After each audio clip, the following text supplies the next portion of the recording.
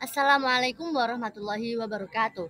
Di sini, kelompok kami akan menjelaskan tentang struktur dan fungsi jaringan pada tumbuhan.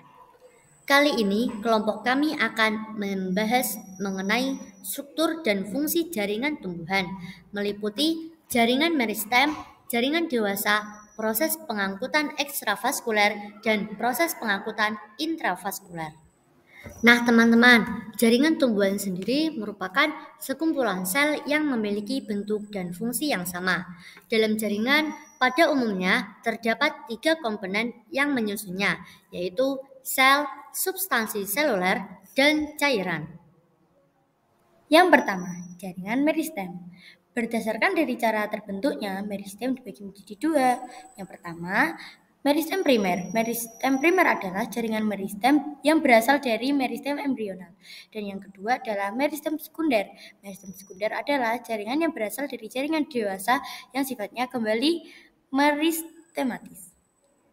Sedangkan berdasarkan letaknya, meristem dibagi menjadi 3. Yang pertama meristem apikal, dan yang kedua meristem interkalar, dan yang ketiga meristem lateral. Selanjutnya adalah jaringan dewasa. Jaringan dewasa memiliki ciri-ciri yaitu ukuran sel relatif besar, terdapat ruang antar sel, lalu dinding sel mengalami penebalan, dan vakuola berukuran besar. Kemudian yang terakhir adalah sitoplasmanya sedikit. Jaringan dewasa berdasarkan fungsinya dibagi menjadi 4, yaitu 1. Jaringan pelindung, 2. Jaringan dasar, 3. Jaringan penguat, dan 4. Jaringan pengangkut. Jaringan pelindung dibagi menjadi 2, yaitu jaringan epidermis dan jaringan gabus. Lalu jaringan dasar yaitu jaringan parenkim. Dan ketiga, jaringan penguat terbagi menjadi jaringan kolenkim dan jaringan skelenkim. Kemudian yang terakhir jaringan pengangkut yaitu jaringan silem dan jaringan floem.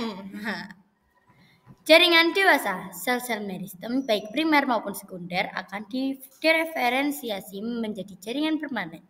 Jaringan permanen tidak memperbanyak diri dan tumbuh lagi. Menurut fungsinya, jaringan dibagi menjadi 1. Jaringan epidermis atau pelindung, jaringan terluar yang menutupi seluruh permukaan tubuh tumbuhan seperti akar, batang, daun, bunga, buah, dan biji dinamakan jaringan epidermis. Jaringan gabus. Setelah batang tumbuhan membesar, maka epidermis akan pecah sehingga fungsinya digantikan oleh jaringan gabus. Jaringan gabus terdiri dari film ke arah luar velogen dan veloderm ke arah dalam. Ketiganya merupakan bagian dari penidaermis, sedangkan silem ke arah dalam kambium vaskuler dan floem ke arah luar merupakan kelompok endodermis. Jadi jaringan gabus berfungsi sebagai pelindung menggantikan epidermis yang sudah rusak atau menebal. Jaringan dasar yang pertama adalah jaringan parenkim. Terletak hampir di semua bagian tumbuhan, sel penyusun renggang untuk pertukaran gas, ketiga dinding sel tipis vakuola besar untuk cadangan makanan, dan yang terakhir adalah sel berbentuk segi banyak atau polihedra. Jaringan parenkim berdasarkan fungsinya dibagi menjadi 6. Yang pertama parenkim asimilasi atau klorenkim. Melakukan fotosintesis terdapat pada bagian tumbuhan yang berwarna hijau yang mengandung klorofil. Yang kedua parenkim udara atau aerenkim. Terdapat pada alat pengapung tumbuhan hidrofit seperti eceng gondok. Yang ketiga parenkim penimbun. Tempat penyimpanan cadangan makanan, contoh umbi, akar, rimpang, biji, dan umpulur batang. Lalu yang keempat, parenkim penutup luka atau velogen, merupakan regenerasi parenkim baru. Yang kelima, parenkim pengangkut, terdapat pada silem dan floem. Dan yang terakhir, parenkim air, menyimpan air, contohnya pada tanaman xerophyt dan epifit yang batangnya berlendir. Berdasarkan bentuknya, jaringan parenkim terbagi menjadi 4. 1. Parenkim palisade. Selnya berbentuk tegak dan banyak mengandung kloroplas, terdapat pada mesofil daun. Yang kedua, parenkim bunga karang atau spons berbentuk sel tidak teratur, memiliki banyak ruang antar sel dan juga terdapat pada mesofil daun. Yang ketiga, parenkim bintang atau actinenkim, berbentuk sel seperti bintang yang saling menyambung, contohnya pada tangkai bunga kana, sp.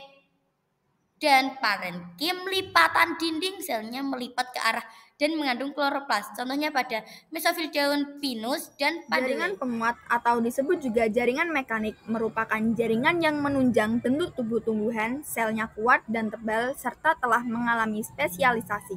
Jaringan ini berfungsi sebagai penegak dan penguat daun, melindungi embrio biji, melindungi tumbuhan dari gangguan mekanis, memperkuat jaringan erenkim, dan melindungi jaringan pengangkut. Berdasarkan bentuk dan sifatnya dibagi menjadi dua, yaitu jaringan kolenkim dan jaringan sklerenkim. Jaringan kolenkim merupakan organ penguat pada organ tumbuhan yang masih aktif membelah. Terdapat pada akar batang, daun, bunga, dan buah yang terkena sinar matahari. Tersusun atas sel hidup, sel dinding tidak ada lignin tetapi mengandung selulosa pektin dan hemiselulosa. Jaringan kolenkim ini menjadi penguat utama organ tumbuhan yang masih muda. Jaringan kolenkim dibedakan menjadi 4, yaitu kolenkim angular, penebalan di bagian sudut daun seperti pada seledri, kolenkim lamelar, penebalan di bagian dinding sel tangensial, contohnya pada bagian batang dan daun. Kolenkim anular, dinding sel menebal secara merata, contohnya pada daun wortel, dan kolenkim lakunar, penebalan pada ruang antar sel. Jaringan sklerenkim merupakan jaringan penguat pada organ tumbuhan yang telah berhenti membelah dan tidak mengalami pertumbuhan. Terjadi penebalan merata pada seluruh dinding sel. Asalnya merupakan sel mati, jenis sekunder tebal dan disusun oleh lignin. Terdiri dari serabus sklerenkim dan sklerait atau sabatu. Serabus sklerenkim merupakan sel yang membentuk serat, contohnya pada tanaman agave dan Hibiscus cannabinus. Sklerait merupakan sel yang mati saat dewasa tapi protoplasmanya tetap aktif. Contohnya adalah buah pir, kulit kacang, daun, dan kulit biji dikotil dan batok kelapa. 1. Jaringan pengangkut silem. Jaringan pengangkut silem berperan mengangkut air dan zat hara dari akar ke daun. Sel yang tersusun atas sel yang sudah mati dengan dinding sekunder yang tebal dan tersusun atas lignin. Jaringan pengangkut silem terdiri dari unsur trakeal, serabut silem, dan parenkim silem. Selanjutnya, susunan penyusun silem. Dari unsur trakeal berperan dalam mengangkut air dan zat hara. Trakea terdiri atas sel yang memanjang dengan ujung berlubang dan bersambungan. Trakeit merupakan sel panjang dengan ujung yang runcing tanpa ada lubang. Dari serabut silem, sel panjang dengan dinding sekunder yang berlignin dan terdiri atas serabut trakeit dan librivort. Dari parenkim silem tersusun atas sel yang masih hidup, berfungsi sebagai cadangan makanan dan terdiri dari parenkim kayu dan parenkim jari empulur. Yang kedua, jaringan pengangkut floem. Terdiri atas sel hidup dan sel mati yang meliputi 1. Unsur-unsur gibral, 2. Sel pengiring, 3. Sel albumin, 4. Parenkim floem, dan 5. Serabut floem. Jaringan pengangkut floem ini berfungsi untuk mengangkut zat makanan hasil fotosintesis ke seluruh bagian tubuh tumbuhan dan tempat penyimpanan zat organik serta menunjang pertumbuhan tumbuhan. Jaringan pengangkut floem terdiri dari beberapa susunan. Yang pertama, sel tapis.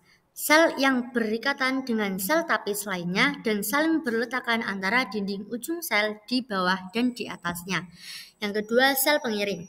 Deretan sel hidup yang berperan dalam transport zat makanan dan tidak dijumpai pada gimnospermae dan pteridophyta. Dari sel albumin terletak dekat sel tapis, kaya akan zat albumin yang menyusun jari-jari empulur dan hanya bisa ditemukan pada gimnospermae. Dan yang keempat, parenkim floem, terletak di bagian bulu tapis dan berfungsi menyimpan cadangan makanan. Dan yang terakhir, serabut floem, berbentuk panjang, ujung sel saling berhimpitan, dan berfungsi sebagai pengangkut floem. Selanjutnya, kita ke sistem pengangkutan pada tumbuhan. Nah, sistem pengangkutan pada tumbuhan ini dibedakan menjadi dua. Yang pertama ada pengangkutan intravaskular dan yang kedua ada pengangkutan ekstravaskular. Yang pertama, pengangkutan intravaskular. Berikut ini adalah gambar struktur dari pengangkutan intravaskular. 1. Pengangkutan intravaskular. Pengangkutan intravaskuler terjadi melalui berkas pembuluh kayu silem atau pembuluh tapis floem. Urut-urutannya adalah silem batang menuju ke silem akar, kemudian ke silem tangkai daun, dan ke silem tulang daun, dan ke mesofil. Air dari pengangkutan intravaskuler mencapai batang dan daun karena ada daya tekan akar, daya kapilaritas silem, dan daya isap daun.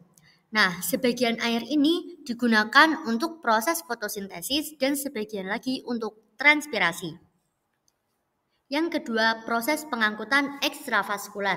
Proses pengangkutan ini terjadi di luar pembuluh angkut silem dan floem. Zat diangkut dari akar rambut melewati epidermis, diteruskan sepanjang korteks, memasuki bagian endodermis hingga sampai ke perisikel di dekat silinder pusat atau floem dan silem. Berdasarkan jalurnya, proses pengangkutan ini dibedakan menjadi dua, yaitu transportasi simplas dan transportasi apoplas. Pada transportasi simplas, pengangkutan air beserta zat terlarut dari sel ke sel melalui plasmodesmata. Sedangkan dari transportasi apoplas, pengangkutan air dan zat terlarut melalui ruang antar dinding sel. Selanjutnya, pada transportasi simplas dimulai dari sel rambut akar ke sel parenkim, korteks, endodermis, perisikel, silinder pusat, dan akhirnya menuju ke silem. Sedangkan transportasi apoplas, air akan melewati ruang antar sel. Namun, transportasi apoplas tidak bisa melewati endodermis karena terhalang pita Kaspari. Dan pada transportasi simplas, perpindahan air tanah terjadi secara osmosis dan transfer aktif melalui plasmodesmata. Sedangkan pada transportasi apoplas, air tanah diserap akar melalui proses difusi dan transfer pasif. Terima kasih. Sekian dari kelompok kami. Apabila ada kesalahan, mohon dimaafkan. Wabillahi taufiq wal hidayah. Wassalamualaikum warahmatullahi wabarakatuh.